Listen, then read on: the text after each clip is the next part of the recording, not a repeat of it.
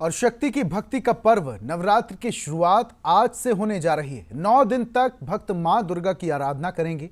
आस्था और विश्वास के साथ मां के 9 अलग अलग रूपों की पूजा करेंगे। इन 9 दिनों में शक्ति के किस स्वरूप की पूजा की जाती है और क्या है मां की पूजा का विधान जिसमें मां का आशीर्वाद प्राप्त हो सके, तो आप भी बंसल न्यूज के साथ जुड़िए और जानिए मां के विभिन्न रूपों को और समझिए जय शर्मा के साथ पूजा विधि। इसी क्रम में आज बात होगी मां शैलपुत्री की।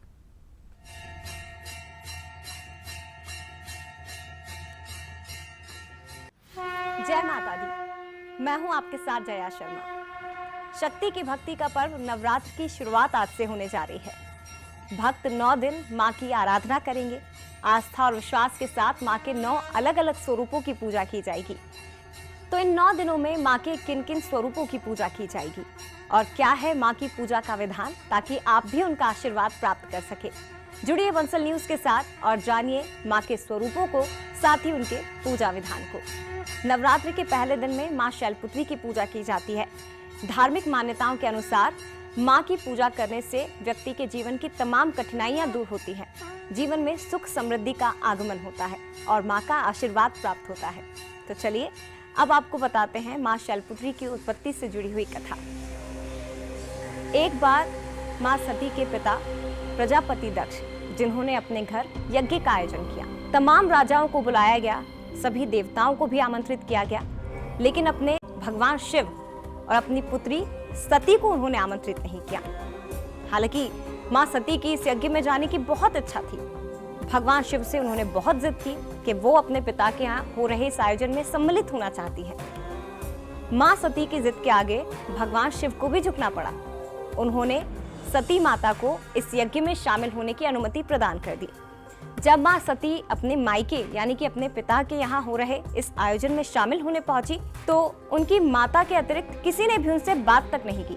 उनकी माँ ने उनका बहुत सम्मान किया, उनसे बातें भी की, लेकिन उनकी बहनें और उनके पिता ने ना उनका सम्मान किया और ना ही उनसे किसी भी प्रकार की कोई बात की। यहाँ तक कि उनके पिता ने अपने जमाता यानी कि भगवान शिव को लेकर बहुत कड़वे वचन कहे।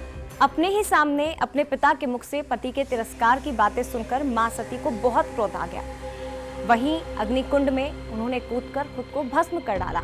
मां सती के अग्निकुंड में कूदने की सूचना जैसे ही भगवान शंकर तक पहुंची, यज्ञ स्थल पर पहुंचकर उनका क्रोध इतना तेज था कि इनकी ज्वाला ने सब कुछ भस्म कर डाला। कहते हैं कि मां सती ने पुनर्जन्म लिया और शैलराज हिमालय के यहाँ उन्होंने जन्म लिया, जिससे उनका नाम शैलपुत्री पड़ा। चलिए अब आपको मां शैलपुत्री के स्वरूप का वर्णन करते हैं। मां शैलपुत्री बेहद दयालु और कृपालु है। मां के मुख पर कांतिमय तेज छलकता है। मां बाएं हाथ में कमल पुष्प धारण किए हुए है और मां अपने दाएं हाथ में त्रिशूल धारण किए हुए है। मां का ये स्वरूप वृषभ की सवारी करता है और इसीलिए मां को वृषरूणा या उमा भी कहा जाता है। और चलिए अब आपको मां की पूजा का विधान भी बताते हैं। ब्रह्म मुहूर्त में उठकर सबसे पहले स्नान करें। इसके बाद अपने मंदिर की सफाई करें। पूर्व दिशा में मुख करके चौकी स्थापित करें और उस पर लाल वस्त्र बिछाएं। अखंड दीप प्रज्वलित करना है और शुभ मुहूर्त देखकर घट की स्थापना करिए, क्योंकि नवरात्र के पहले दिन घट स्थापना की जाती है। मां की फोटो या तस्वीर को उस जगह पर स्थापित करिए। मां का श्रृंगार करें और मां को लाल पुष्प अर्पित करें, क्योंकि मां को लाल रंग बेहद प्रिय है। इसके बाद सिंदूर, गंध, कुमकुम, अक्षत मां को अर्पित करें। घी का दीपक जलाएं, मंत्रों का जाप करें और दुर्गा सप्तशती का भी पाठ करें। इसके साथ ही गाय के घी से बनी ही मिठाई का मां को भोग लगाइए, क्योंकि मां को मीठा बेहद पसंद है। और चलिए अब आपको बताते हैं माता के मंत्र। ओम देवी शैलपुत्रे नमः। मां को प्रसन्न करने का एक और मंत्र है। ओम ऐं ह्रीं क्लीं चामुंडाय विच्चे ओम शैलपुत्री देव्यै नमः।